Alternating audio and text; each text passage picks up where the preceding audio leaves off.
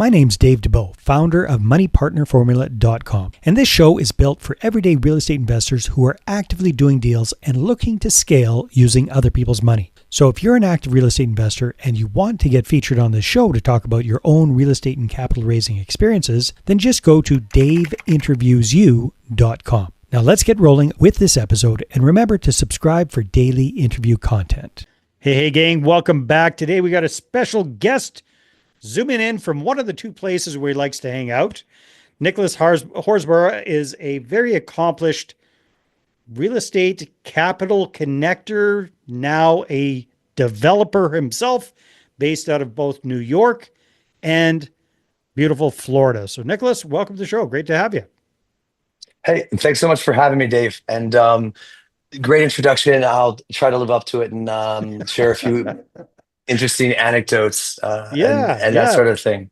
Well, I was looking over your information that you sent in and your LinkedIn profile. You've done some really interesting things, especially connecting developers with capital. And then now you saw how well that was working. So now you decided to become a developer yourself. But maybe let's rewind a few years and just tell me a little bit about how that connecting developers with capital thing kind of came to be and what you were doing in that space. Sure. So my initial company is Well Capital Partners, based out of Manhattan, where I'm from. And I started doing off-market large asset brokerage. And as some of us might agree, that is one tough industry, even within real estate. And what does that even mean? So Yeah. So you have a office building in New York City, and it's the Black Rock, owned by CBS Viacom, and it's for sale. Very few people can afford to buy something like that. And I tried to make the connections with those types of groups like Invesco or like larger REITs.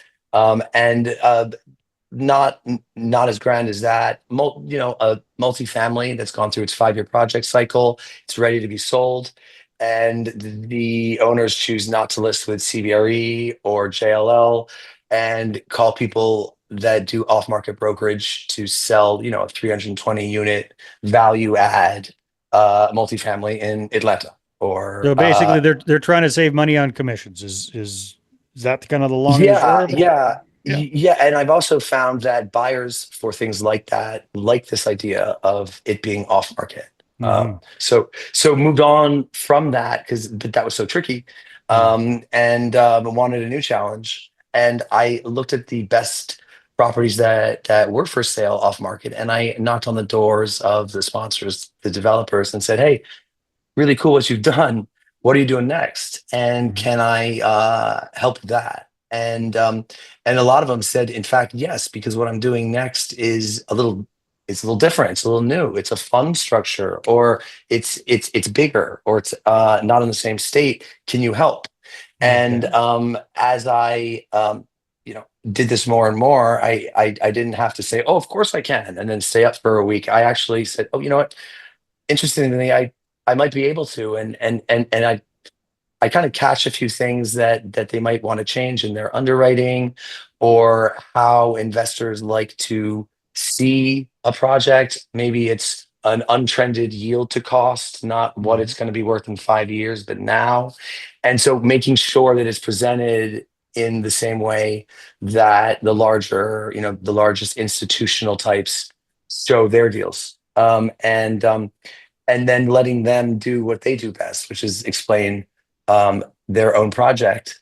And as I saw who did the best and got fully capitalized and got their debt and got their LPs and a co-GP or whatever, I started to take note of what was working and what wasn't, and what was trending and what wasn't.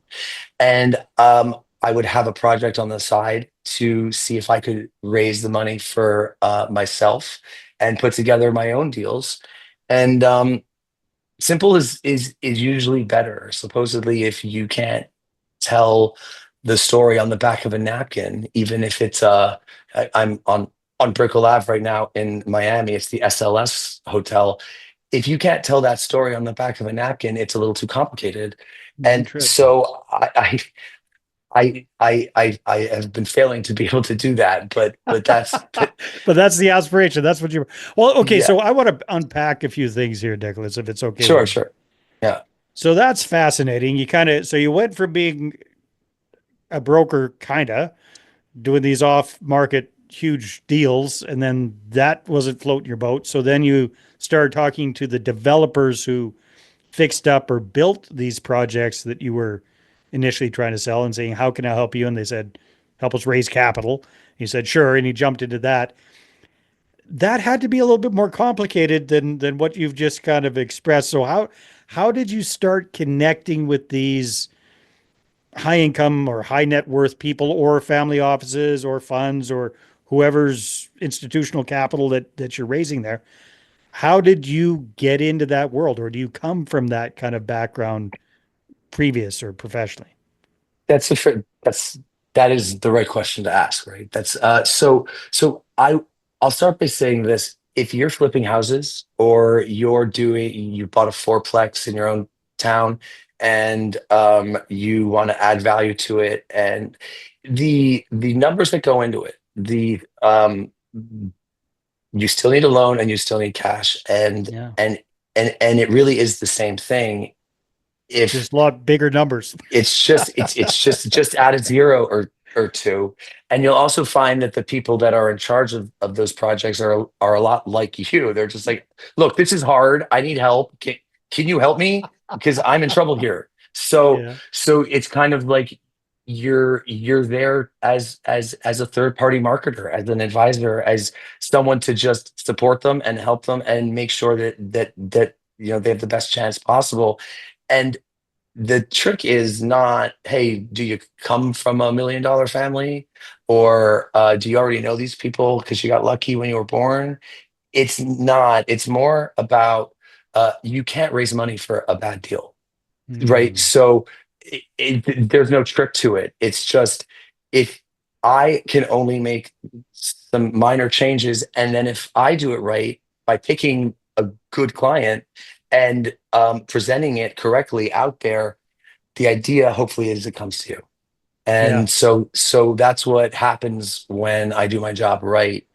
My phone rings and I have to pick it up less. Um, Yeah. So it's yeah. really so job number one is making sure that you've vetted the sponsor and the deal properly, the developer and the deal properly. Job number two is to get the word out. And what I picked up on you saying earlier that it really resonated with me is simple is better. Even when you're presenting to what a lot of people assume are very sophisticated, financially astute individuals, simplifying it works better. Is that fair to say? And is you're trying to get it to where you can boil it down to explain it on the back of a napkin? Yeah, yeah. Yeah. So, like, the term note, right? That means it's a loan. Like that, Hmm. it's a weird transition kind of, but so yeah, there's a lender to lenders that gets their money from Japan with a negative interest rate, and they want to give a line of credit to an aspiring originator who wants to raise a debt. No, no, that's a guy who knows people that are building one family homes, that are flipping houses, and there's a lot of money in that. And so then you get them their money, their line of credit, and you just simply bundle it, and that's the story that you want to tell. And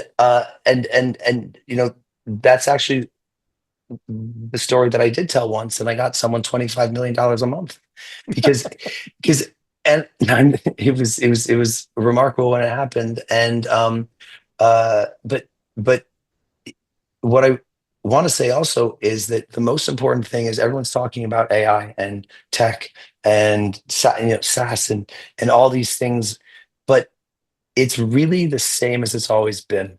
People want to meet the sponsor, they want to meet the team, they want to get to know the people, and they want to have a decent day most days. And so they want to get on a Zoom or go check out the site that they invested in. And they Yeah. want to smile when they see the guy that or girl or group that they invested Mhm. in. They want to like the person. And that's always the most important thing. Nice. It really does boil down. Yeah. It's pretty simple if you boil it right down. So, Nicholas, you saw this working so well for the developers that you were helping to raise capital for. You did that and you still do that. And then you decided to start your own development company. So tell us a little bit about that because that's pretty exciting.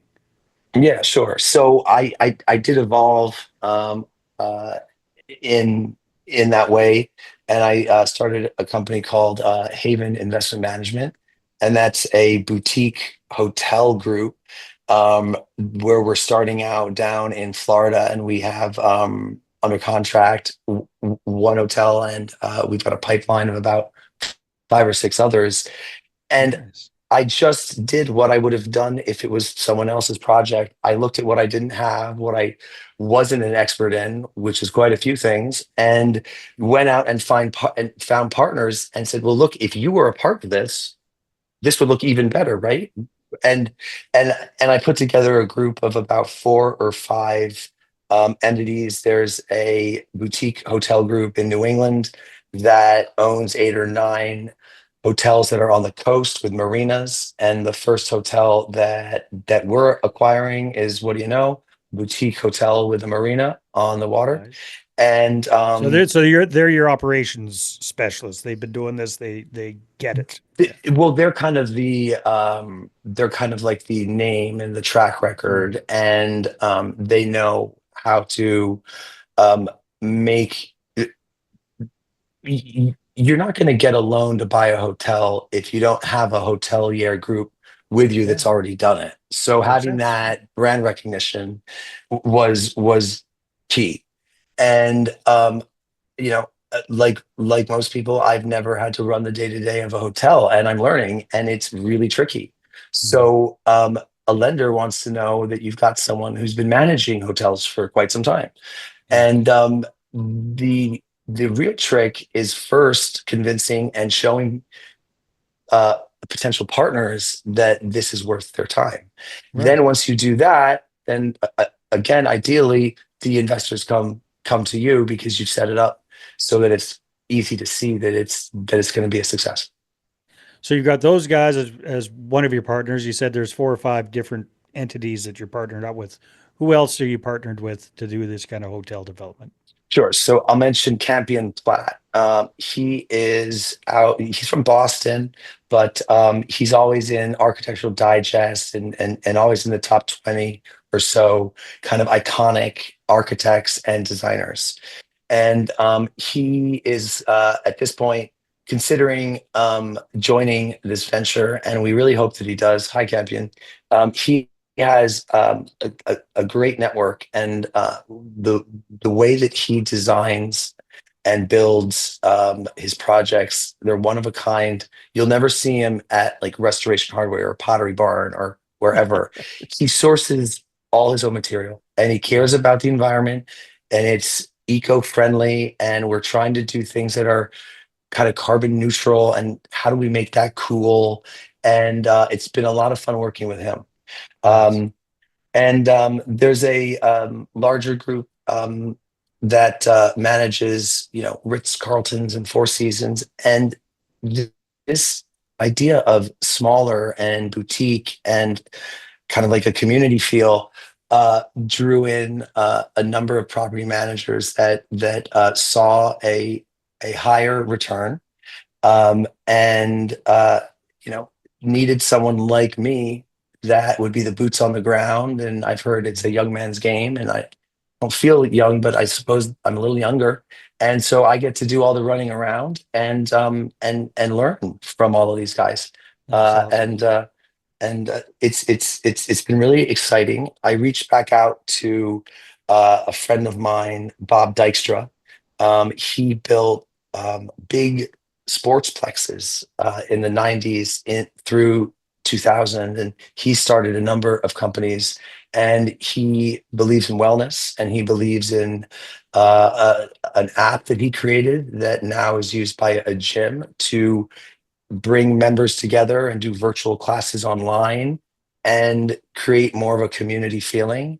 And I think hotels are becoming a little bit more friendly to tech and software and having like, organic growth. So a lot of us may or may not.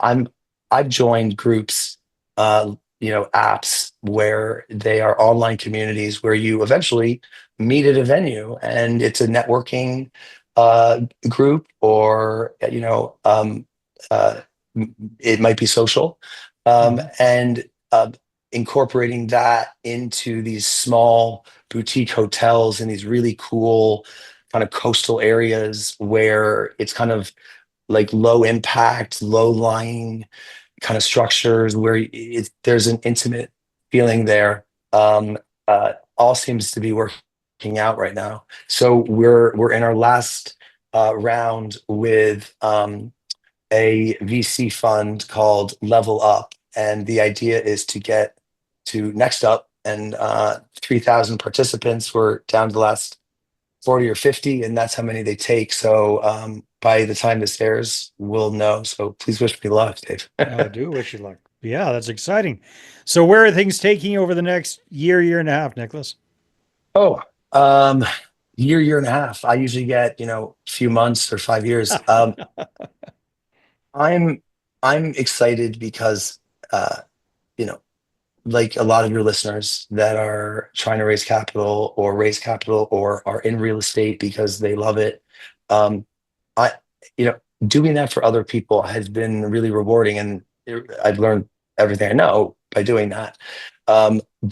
But being able to say, hey, look, I've got a vote here, I've got a say, and I'm going to call my company Haven, and we care about this, and this, Mhm. as opposed to saying, you know what, that's a great idea, and I can sell that for you. I can make that happen, and I can get you that equity. I think that really the best person to raise money is the person that has the project and is really passionate about it. So that's where I'll be in a year and a half. Excellent. Nicholas, I'm sure lots of people are going to want to connect with you after this. Where's the best place for them to go? Either New York City and Manhattan, or Miami or Tampa. Maybe But online, but Yeah. You know what? You know that whole idea that I was just talking about, an online community. I think it's called LinkedIn. You can reach me there, or Nicholas at Haven Investment MGMT.com. awesome, Nicholas. Well, thank you so much for being on the show. That's exciting, exciting developments for you getting into the whole developer space. Congratulations on that. The hotel sounds amazing. Hey, Dave, thanks. And when we're open and there's more than one, you'll be our first member, right? I appreciate that. Look forward to it. All right, everybody, take care, and we will see you on the next episode.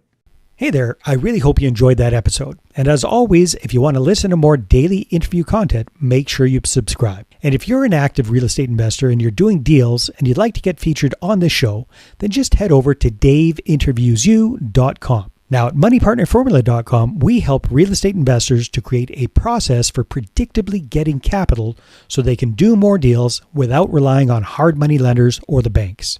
We do this by building them a private capital marketing system. Now, if you want help turning yourself into a big money capital attraction machine, then book a call with our team to see how we can help. Just visit moneypartnerformula.com to find out more.